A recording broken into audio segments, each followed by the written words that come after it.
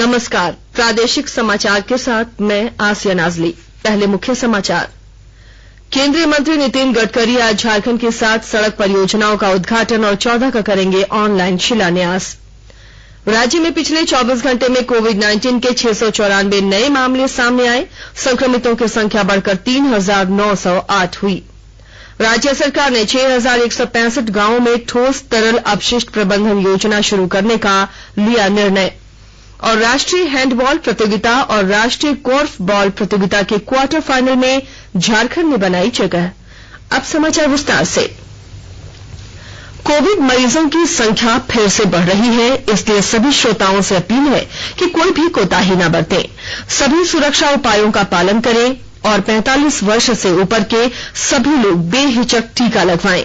सुरक्षित रहें और 3 आसान उपायों का पालन करें। मास्क पहनें, 2 गज की दूरी है जरूरी, सुरक्षित दूरी बनाए रखें, हाथ और मुंह साफ रखें। केंद्रीय सड़क परिवहन और राजमार्ग मंत्री नितिन गडकरी आज झारखंड को 21 सड़क परियोजनाओं की सौगात देंगे। वे लगभग 2,433 करोड़ की लागत से निर्मित 7 सड़क परियोजनाओं का उद्घाटन करेंगे। वहीं 754 करोड़ रुपए की लागत से बनने वाली 14 सड़क परियोजनाओं की नींव रखेंगे।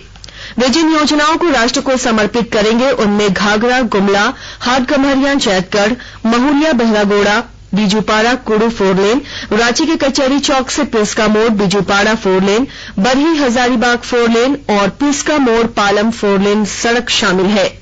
वहीं कोलेबिरा सिमडेगा और सिमडेगा बांसजोर सड़क का मजबूतीकरण, NH 23 पर चंदनाला और स्थानीय नाला पर पुल निर्माण, NH 99 पर चंदवा में रेल ओवरब्रिज, कुड़ू घाघरा 2 लेन का चौड़ीकरण, NH 114A पर 2 तथा NH 419 पर 1 पुल का निर्माण, गढ़वा में अनराज घाटी के घुमावदार सड़क में सुधार के अलावा कुछ और सड़कों के मजबूतीकरण, चौड़ीकरण और अन्य कार्य का शिलान्यास होगा। मुख्यमंत्री हेमंत सोरेन भी ऑनलाइन उद्घाटन में मौजूद रहेंगे।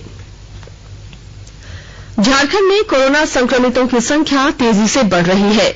पिछले 24 घंटे के दौरान 694 नए मरीज मिले हैं, जबकि 137 लोगों ने कोरोना को मात दी। बीते एक दिन में सबसे ज्यादा रांची में 368 और पूर्वी सिंहभूम से 93 संक्रमित मिले हैं। पिछले एक महीने के दौरान कोविड-19 के 2,858 नए मामले सामने आए हैं। इस तरह संक्रमितों की संख्या में लगभग 6 गुना बढ़ोतरी हुई है। अब तक पूरे राज्य में 1,25,525 मामले सामने आ चुके हैं। इनमें 1,20,562 लोग स्वस्थ हो चुके हैं, जबकि 1,115 लोगों की मौत इस महामारी से हो चुकी है।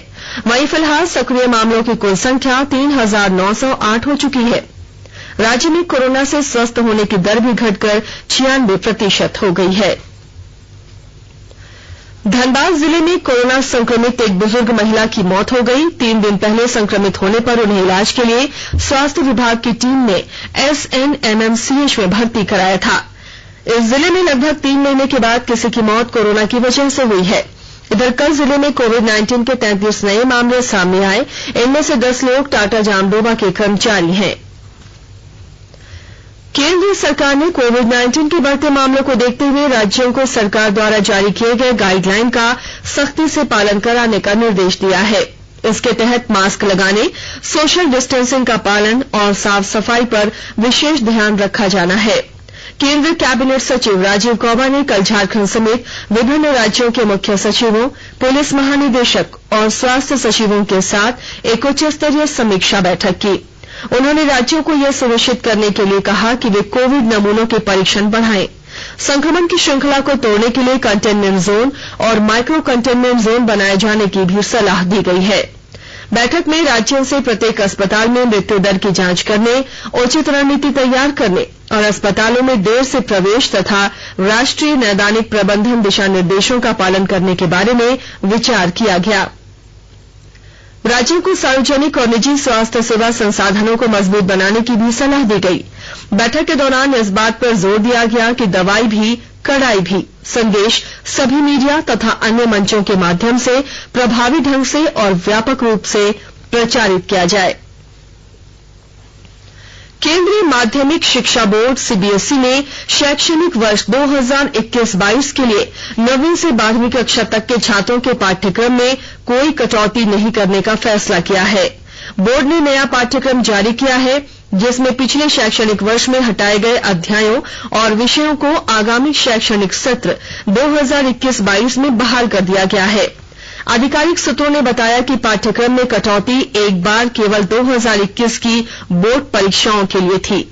पिछले वर्ष सीबीएसई ने अपने पाठ्यक्रम को युक्तिसंगत बनाते हुए साल 2020-21 के लिए 9वीं से 12वीं तक के पाठ्यक्रम में 30% कटौती कर दी थी। कोविड-19 महामारी को देखते हुए छात्रों का बोझ कम करने के लिए यह निर्णय लिया गया था। जिन छात्रों के पाठ्यक्रम में कटौती की गई वे इस साल मई-जून में परीक्षा देंगे। दामोदर घाटी निगम डीवीसी ने पिछले वित्त वर्ष में 38 बिलियन यूनिट से ज्यादा बिजली उत्पादन कर नया रिकॉर्ड बनाया है। धनबाद जिले के मैथन में स्थित डीवीसी प्लांट के सीपीआरओ देवशंकर सहाय ने बताया कि अपनी स्थापना के बाद से किसी भी वित्त वर्ष में इतना बिजली उत्पादन नहीं हुआ था। इसके अलावा डीवीसी ने वित्त वर्ष 2020-21 में प्लांटों की उत्पादन क्षमता 91% से ज्यादा बढ़ा ली है। डीवीसी के अध्यक्ष राम नरेश सिंह ने रिकॉर्ड बिजली उत्पादन के लिए सभी पदाधिकारियों और कर्मचारियों को बधाई दी है। धनबाद जिले में 8 अप्रैल से ई स्वास्थ्य सेवा शुरू होगी। इससे मरीजों को इलाज कराने में काफी सहूलियत होगी। विस्तृत ब्यौरा दे रहे हैं हमारे धनबाद संवाददाता।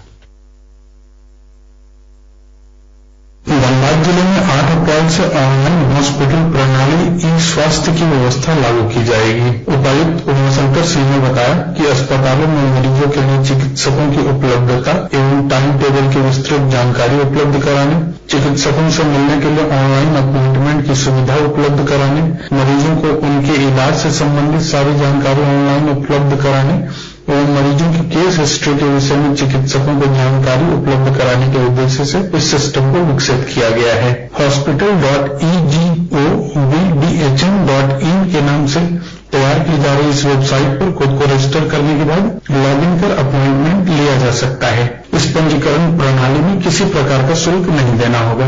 दीपक, आकाशवाणी समाचार, धन्यवाद। आकाशवाणी के ताजा तरीन समाचारों के लिए आप हमारी वेबसाइट newsonair.com पर लॉग इन कर सकते हैं। ताजा समाचार Twitter handle @AIR news alerts और Facebook page All India Radio news पर भी उपलब्ध है। आप प्रादेशिक समाचार एकांश के ट्विटर हैंडल @AIR न्यूज_रांची और फेसबुक पेज तथा YouTube channel AIR news Ranchi पर भी हमारे बुलेटिन सुन सकते हैं। प्रादेशिक समाचार आप आकाशवाणी रांची से सुन रहे हैं और अब पेश है कोरोना से बचाव के कुछ संदेश।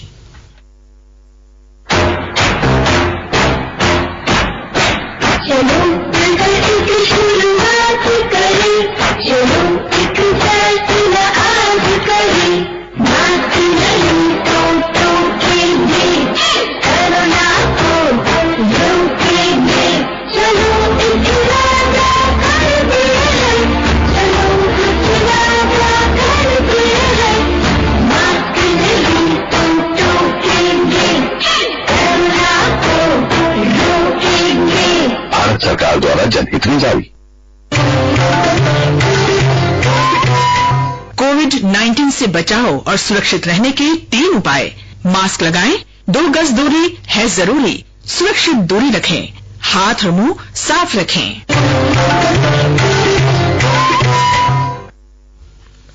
प्रादेशिक समाचार में आपका एक बार फिर स्वागत है।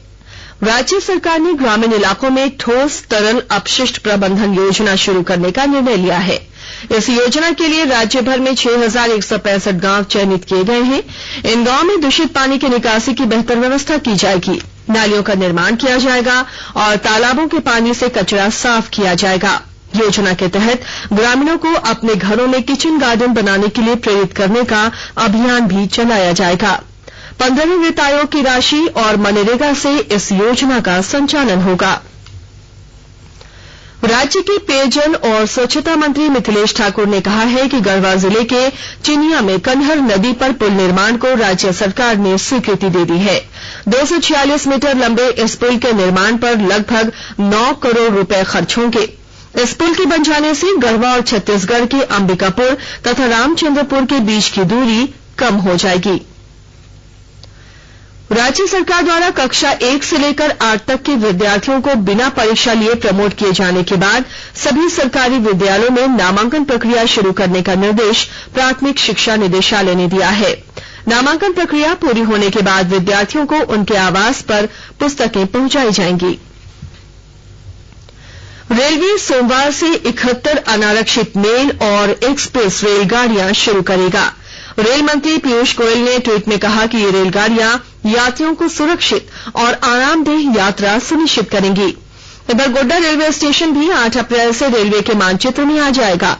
इस दिन इस स्टेशन से पहली ट्रेन गोड्डा नई दिल्ली हमसफर एक्सप्रेस का परिचालन शुरू होगा।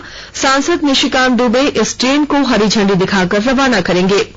इस सिलसिले में नवनिर्मित स्टेशन में तैयारियों को अंतिम रूप दिया जा रहा है। उधर 7 अप्रैल से रांची हटिया स्पेशल ट्रेन का प्रतिदिन परिचालन होगा। रेलवे ने इस ट्रेन के परिचालन की अवधि 30 जून तक बढ़ा दी है। मध्य प्रदेश के इंदौर में चल रही 49वीं सीनियर राष्ट्रीय हैंडबॉल प्रतियोगिता में कल उत्तराखंड को पराजित कर झारखंड की टीम ने क्वार्टर फाइनल में जगह बना ली। वहीं हरियाणा में चल रहे राष्ट्रीय कोर्फबॉल प्रतियोगिता में जूनियर मिक्स वर्ग में उत्तर प्रदेश को हराकर क्वार्टर फाइनल में पहुंच गई है। आज झारखंड का मुकाबला महाराष्ट्र से होगा। और अब कुछ संक्षिप्त खबरें। प्रख्यात शिक्षाविद, साहित्यकार, पत्रकार और झारखंड आंदोलन के प्रणेता रहे डॉक्टर भुवनेश्वर अनुज का कल निधन हो गया। मुख्यमंत्री हेमंत सोरेन समेत बड़ी संख्या में लोगों ने उनके निधन पर शोक जताया है। प्रवर्तन निदेशालय ने अवैध शराब और नशे का कारोबार करने वाले 28 लोगों के खिलाफ मनी लॉन्ड्रिंग मामले में प्राथमिकी दर्ज की है। जेपीएससी ने 25 अप्रैल को होने वाली सिविल सेवा बैकलॉग प्रतियोगिता परीक्षा स्थगित कर दी है। परीक्षा की नई तिथि की घोषणा बाद में की जाएगी।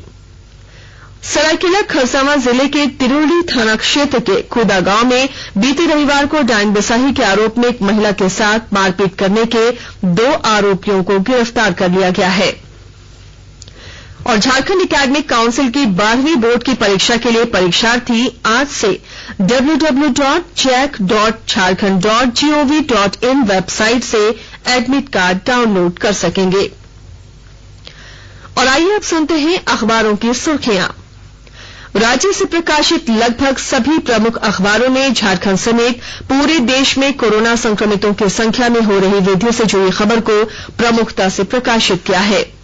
प्रभात खबर ने मनरेगा मजदूरों की मजदूरी दर में की गई वृद्धि और जेपीएससी द्वारा सिविल सेवा बैकलॉग प्रतियोगिता परीक्षा को स्थगित करने की खबर को पहले पन्ने पर छापा है। वहीं हिन्दुस्तान ने 15वें वित्त आयोग से नगर निकायों को 282 करोड़ रुपए दिए जाने की खबर को पहले पन्ने पर जगह दी है। दैनिक भास्कर ने रांची आने जाने वाले हर विमान यात्री की एयरपोर्ट पर ही कोरोना जांच किए जाने की खबर को पहले पन्ने पर प्रमुखता से प्रकाशित किया है। दैनिक जागरण ने रामगढ़ जिले में पुलिस के सामने ही एक युवक द्वारा अपने शरीर में आग लगा लेने की खबर को पहले पन्ने की लीड बनाई है। द टाइम्स ऑफ इंडिया ने पश्चिम बंगाल विधानसभा चुनाव के एक उम्मीदवार के वाहन से 4 ईवीएम पाए जाने के मामले में 4 अधिकारियों के खिलाफ चुनाव आयोग द्वारा की गई कार्रवाई को पहले पन्ने पर जगह दी है। और हिन्दुस्तान टाइम्स ने झारखंड के 2 स्कूलों में कोरोना पॉजिटिव पाए जाने पर सील करने की खबर को पहले पन्ने पर जगह दी है। और अब अंत में मुख्य समाचार एक बार फिर। केंद्रीय मंत्री नितिन गडकरी आज झारखंड की 7 सड़क परियोजनाओं का उद्घाटन और 14 का करेंगे ऑनलाइन शिलान्यास। राज्य में पिछले 24 घंटे में कोविड-19 के 694 नए मामले आए सामने। संक्रमितों की संख्या बढ़कर 3908 हुई। राज्य सरकार ने 6165 गांवों में ठोस तरल अपशिष्ट प्रबंधन योजना शुरू करने का लिया निर्णय। और राष्ट्रीय हैंडबॉल प्रतियोगिता और राष्ट्रीय कोर्फबॉल प्रतियोगिता के क्वार्टर फाइनल में झारखंड ने बनाई जगह। इसके साथ ही आकाशवाणी रांची से प्रादेशिक समाचार का ये बुलेटिन समाप्त हुआ। रहिए, सुरक्षित रहिए और सुनते रहिए आकाशवाणी।